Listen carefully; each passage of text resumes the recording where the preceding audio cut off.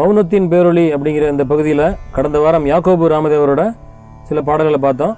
இந்த வாரம் அவரோட நூல்களில் முக்கியமான நூல்களான சிவயோகம் அப்படிங்கிற நூலிலிருந்து மானத வாலை பூஜை அப்படிங்கிற பாடலை பார்க்கலாம். சித்தமென்ற பெரியோர்கள் பூஜை மார்க்கம் செப்பினார் வெகு சோழியாக மைந்தா, பக்தி கொண்டு பூஜை விதி நன்றாய் சொன்னேன், பக்குவத்தை சித்தர்களான் அறிந்து கொண்டு சுத்தமுடன் சூட்சமாய் வாலை பூஜை சொன்னவன்தான் தேவனடா என்று பேசி புத்தியுடன் கண்டவர்தான் அடக்கம் பண்ணி பூரணமாம் குகித நிலையை வைத்திட்டாரே. அதாவது இந்த வாலை பூஜை அப்படிங்கிற நூல் ரொம்ப தெளிவாகவும் விளக்கமாக இருக்கிறதா சொல்லி சித்தர்கள் மலையில் குகைகளில் கொண்டு போய் வச்சுட்டதா இந்த பாடலில் சொல்றாரு.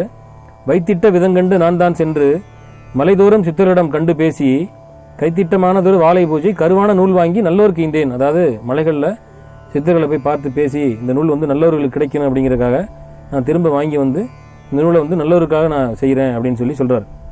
பொய்த்திட்டமானதோருக்கு இந்நூல் கிட்டா, அதாவது கெட்டவங்களுக்கு இந்த நூல் கிடைக்காது, நல்லவங்களுக்கு மட்டும்தான் இந்த நூல் கிடைக்கும், இந்த வாலை பூஜை செய்ய முடியும் அப்படின்னு சொல்றாரு.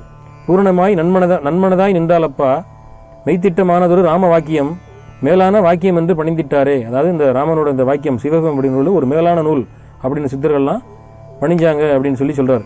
பணிந்திட்டமான வாலை பூஜை பக்குவத்தை சொல்லுகிறேன் பண்புள்ளோருக்கு, அதாவது பண்புள்ள நல்ல மைந்தர்களுக்கு இந்த வாலை பூஜையோட பக்குவத்தை நான் சொல்றேன் கேளுங்க. கணிந்திட்டமானதொரு கனிவாய் மைந்தா கருணையுள்ள பூரணத்தை கருத்திலேந்தி அணிந்திட்ட ரேசகத்தால் கும்பகத்தை பற்றி அப்பனே பூரணத்தை பூரி பூரி தனித்திட்ட மூலமதில் வாசி கொண்டு தானிருத்தி தீப ஒளி தான் தானாமே. அதாவது வாசியை இருத்தி மூலத்தில் இருத்தி கும்பிக்கும் பொழுது மூலாதாரத்திலிருந்து அந்த குண்டலினி சக்தி எழும்பும் அப்படின்னு சொல்றாரு. ஆமப்பா மானதாமாம் பூஜை தன்னை யார் செய்வார் சித்தாதி சித்தன் செய்வான். இந்த மானத வாலை பூஜையை யார் செய்வா, சித்தர்கள் தான் செய்ய முடியும் அப்படின்னு சொல்றாரு. காமப்பால் மதமீறி நேசமுற்ற கண்மிகள் தான் செய்தாக்கால் அழிந்து போவார். அதாவது கண்மிகளும் தாமிகளும் இதை செஞ்சா அவங்க அழிஞ்சு போவாங்க, நல்லவங்க தான் அதை செய்யணும், சித்தர்கள் தான் அதை செய்வாங்க அப்படின்னு சொல்றாரு. வாமப்பால் வாமத்தாய் மகிழார் தன்னை மகத்தான குருவென்று மகிழ்ந்து நில்லு, மகத்தான குருவென்றே மகிழ்ந்து நில்லு, தாமப்பா தந்தேகம் சுத்தி பண்ணி சதாசிவன் மேல் சிந்தையாய் தானே நில்லே.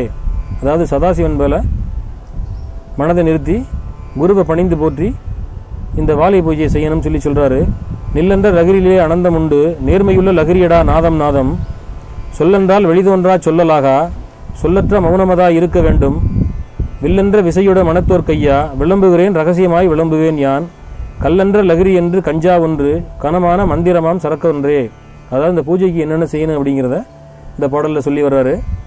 அதாவது நேர்மையுள்ள லகரியடா நாதம் நாதம், அதாவது விந்துநாதங்களை பற்றி சொல்ல வர்றாரு. இந்த விந்துநாதம்ங்கிறத குரு முகாந்திரமாக கேட்டு தான் அந்த தீட்சைக்கு போகணும். ஏன்னா நேரடியாக அதை பற்றி எந்த நூல்களையும் வெளிப்படையாக யாரும் சொல்லலை. அது கர்ண பரம்பரையாக சித்தர்கள் குரு பரம்பரையில் தன்னோட சீடர்களுக்கு மட்டும் சொல்லி வரக்கூடிய விஷயம். அதை ராமதேவர் இந்த சிவயோகங்கிற தலைப்பில் அதை தெரிஞ்சுக்கிட்டால் தான் சித்தனாக்கி போக முடியும்னு சொல்கிறாரு.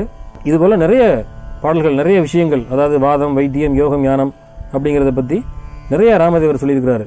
யாக்கோபுங்கிற பேர்லையும் சரி, ராமதேவங்கிற பேர்லையும் சரி அவர் எழுதியிருக்கிறாரு.